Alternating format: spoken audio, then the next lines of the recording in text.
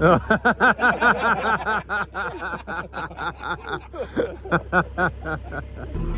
is not bad at all. One or two engines here.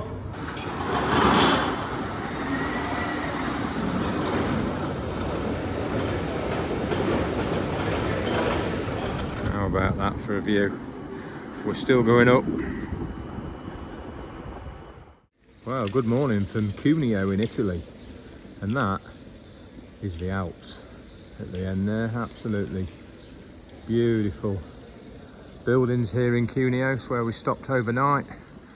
We're just gathering outside the hotel now. Going to catch the coach to the factory. We'll see you there.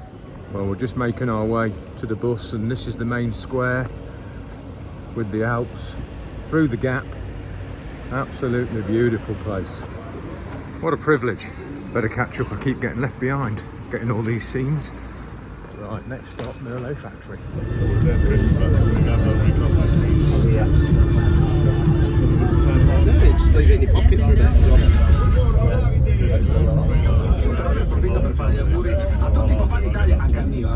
Here we go then. Finally here. Absolutely loads of machines scattered all over the place. But look at that, you can still see the Alps. Absolutely fantastic scenes. Right, let's go and see what they've got waiting for us. More scenes with the Alps as a backdrop. Absolutely beautiful. How about that? Talk about look for the green boom.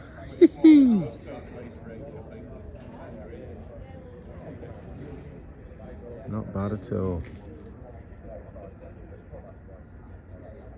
Europe is our focus, as I say, but we are now moving the two sides. So Australia, where we are there since a long time, but we never had enough machines.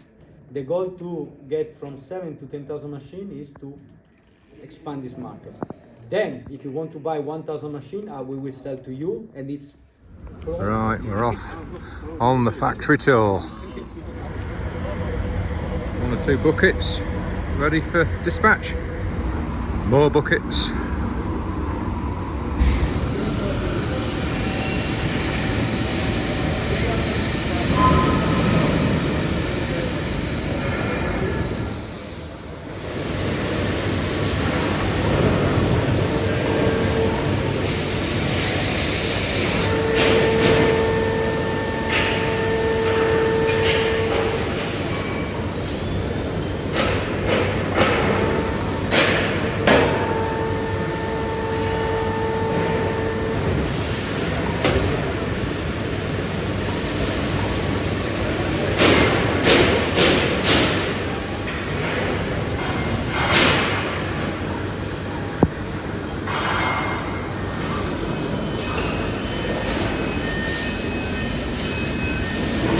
$70,000 tons of steel a year. How about that for a lump of steel? I dread to think how much that costs. Whew. Some sheets here. So this is actually the start of the cab.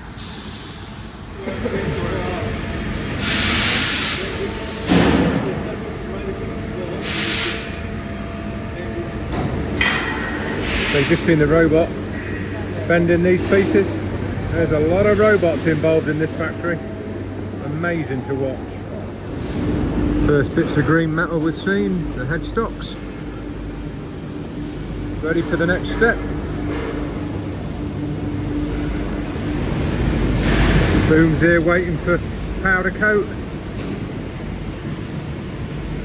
Everything is powder coated, green anyway. Any other colour is hand painted. So they produce their own cylinders for all the rams. This is the underground section that brings parts up. I think there's 3 or 4 different floors. More chassis pieces.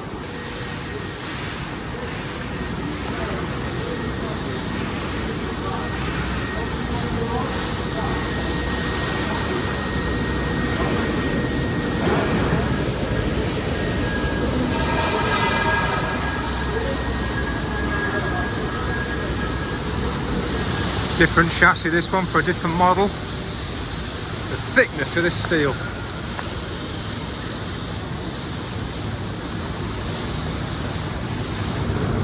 So there you can see what I would call the cab cradle. That's the steps.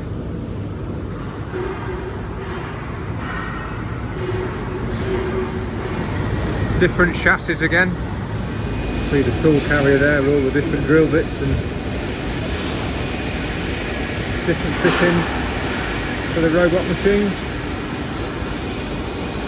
Moving in now.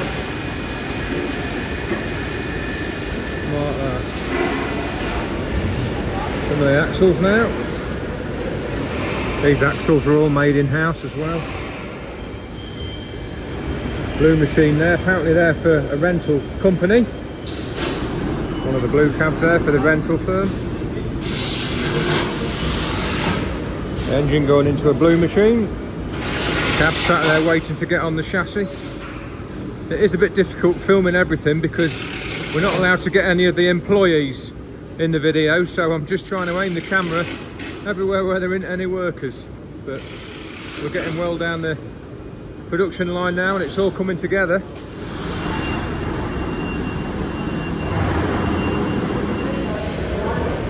Clock's ticking for each build to the second. So this is the 26/7 line. Another blue one there. Some booms there waiting to be fitted. Construction there. Look at the size of that boom. Woohoo. We're in the construction area at the minute. Huge. A huge construction machine being tested there. And then now that he's turned around and we can't see him, he's testing the reach of the boom and the balance and when the machine tips over. But there's actually no one sat in that one over there running. Spot on. Another construction unit there, 5018 there, sat waiting for test. So we've got a box of bits here and then there's a laser up there that helps the robot to pick each individual piece to send it on to the next section. Unfortunately it's not working at the minute, but really impressive system. So that's just a few of the 600 tools that it can choose from in this particular robot. Just a quick look at the tooling machine. Can't really see too much because there's a lot of coolant about, but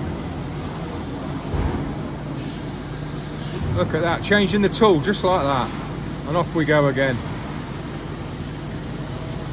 Brilliant technology. Cool. Right, we're off underground. Yep, underground to the warehouse under the main factory. Amazing. So the robots make their way down here and collect various transmission pieces from various doors and then takes them back up there, delivering them to the various points whereabouts the factory is that needs the parts. Really clever. Some parts here waiting to be collected by the robots. So this is where the parts come in onto the racking, and then we did see that before, I'll put it up again, but that massive bay with all the high part storage enters into there and then it all goes automated. Absolutely fantastic. And we're off down another level into another warehouse section. So this is the lowest part of the factory. Okay. A few meters down now. 75 meters long, 25 meters high. This is the start of the storage. Lunchtime at the minute, so nothing being moved about, but absolute immense store system. Look at that. Just one or two cabs here. It's where they approach the line. Everyone's on lunch now, so I should be safe to do a bit more video. Oh, the yellow one here as well.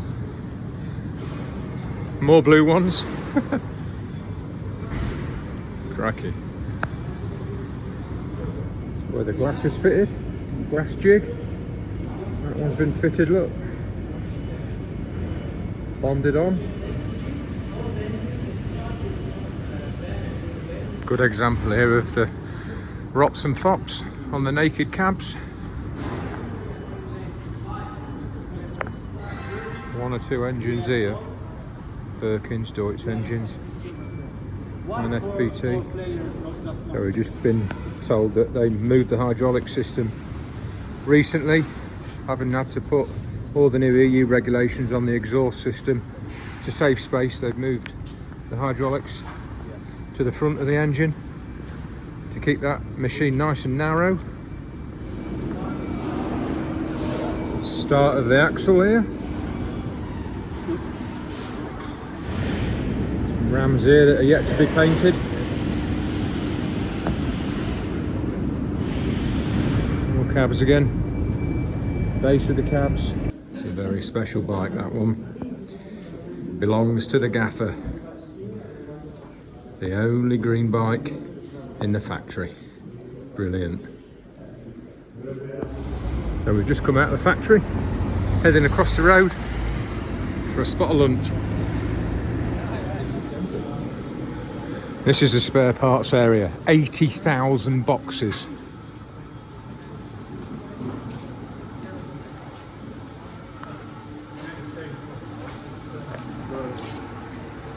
That is vast.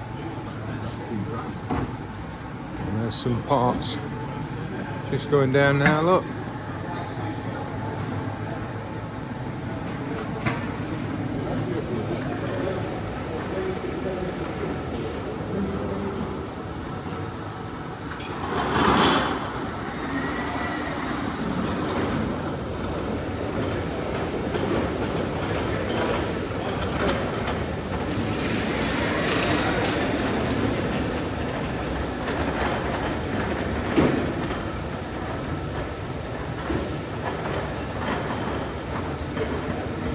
Absolutely immense setup.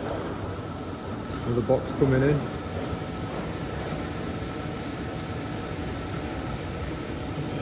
That is a mighty impressive parts department, all automated.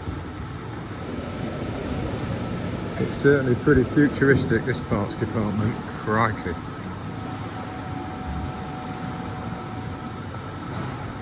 Absolutely immense. 80,000 boxes. Just a small array of plastics that's made in-house here. 80% of the plastics are made here. Proper impressive, that.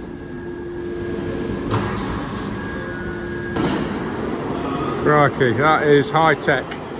It's where all the plastics are made. A few more machines here, including one of their cement mixers. They look cool, don't they? Another blue one there, construction I think. That's a beast, that Roto. Absolute beast. We're just picking who's going to go up in the Roto, which is going to go right up there. But I think Tom and Colin are going first. We'll have a go in a bit and I'll show you the view from the top when it's my turn. Just getting togged up. If he puts it out, if he puts it Brilliant. back, you will be back. Tom and Colin are jumping in. Of course it's remotely driven, so we've got the operator in the basket as well. Look forward to having a go in a bit. Time together. No parachutes, lads.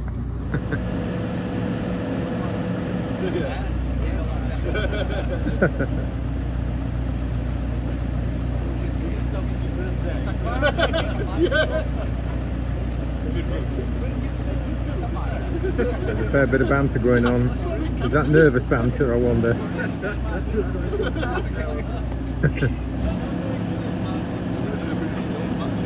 Off they go.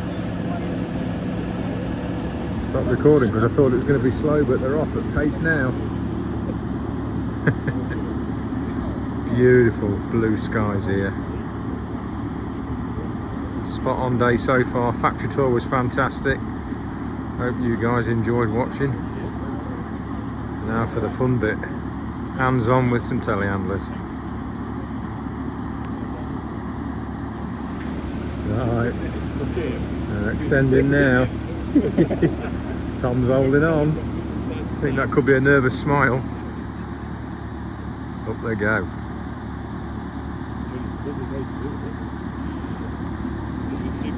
Fantastic.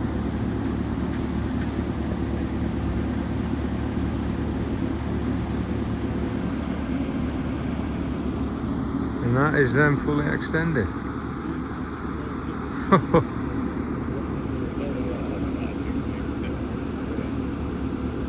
Absolutely fantastic.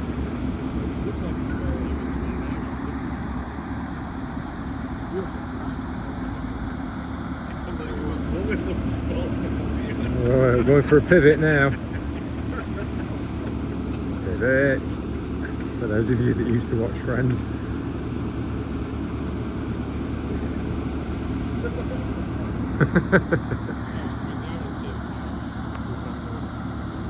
Right, we're off up. Got Rach with me. God, it's smooth. Really smooth. How about that? Good shot of the Alps. Be a better shot in a minute. Fantastic. The rest is not a problem. How about that for a view? We're still going up.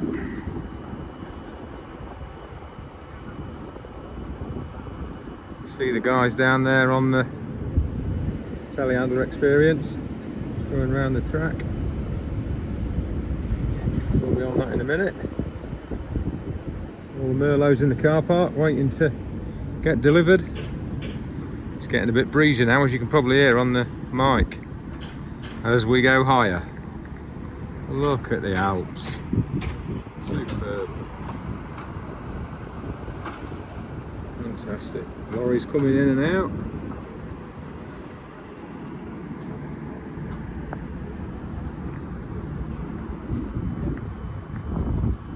Almost on the top. Alright.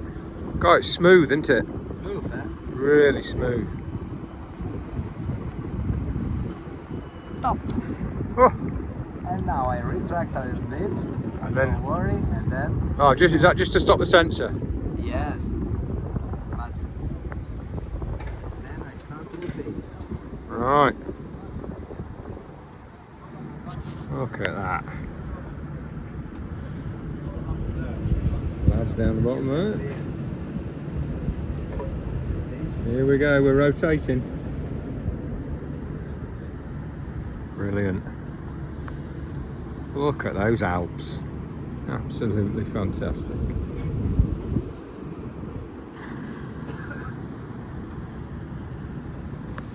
On the rotation. Over there is the France.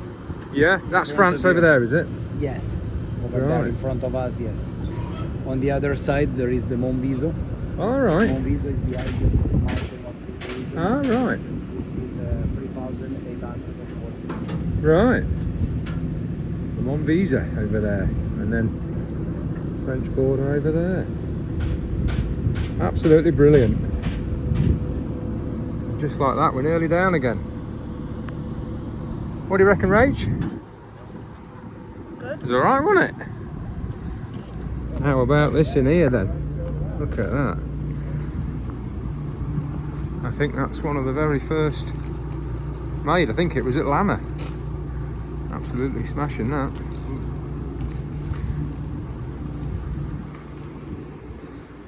Proper. One of the very first SM30s. Look at that. Brilliant. And Sam's just jumped on the 3810 with cab suspension. He's just going to give it a good test. See if we can see the cab move in. There we are, look. leveling it up nicely compared to the chassis. You can see it working, look. We'll have a go in a minute and see what we think, but it's definite advantage, that cab suspension. Right, we'll have a go at these bumps.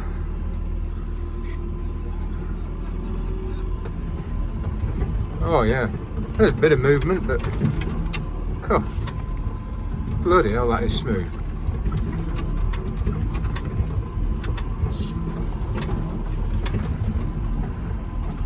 Yeah, nice. I think the majority of our sales probably will be with cab suspension, but you just never know. But it's good to feel it for ourselves.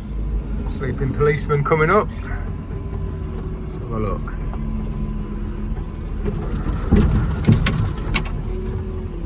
That is not bad at all. You can't really see the severity of these, but crikey, that's handling it well. Well, you can tell because the camera's hardly moving. That really is taking the shock out of that. We ain't got wobble vision on the video, but that was pretty impressive. Over the hump. Yeah, nice. Wow, bloody impressive that. I'll just show you the suspension quick. Job's a good one. So we're just going to ask the cab suspension going down. And you see her pumping up there. There we are. Up and down. Up she goes. Bob on, thank you. Welcome. So we've got the pivot there that you can see, probably just saw it as Tom moved out. Got the shockers here, and then that rod, the tie rod at the front there. But yeah, really impressed with that. Bit of a test going on here for Sam. Got to try and get it in one of these. Which one's he going to go for? Gotta go for one now. No pressure, Sam.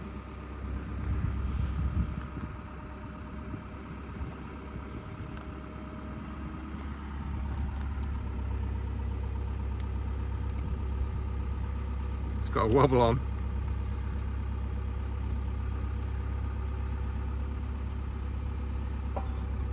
Ooh. Tell you what, there's a lot more control with these though.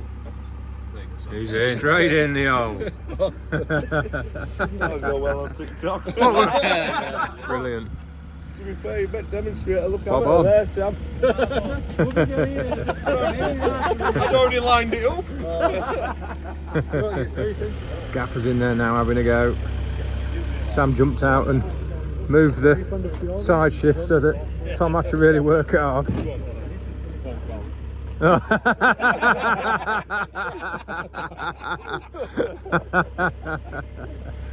We got a wobble on now. Feels guilty.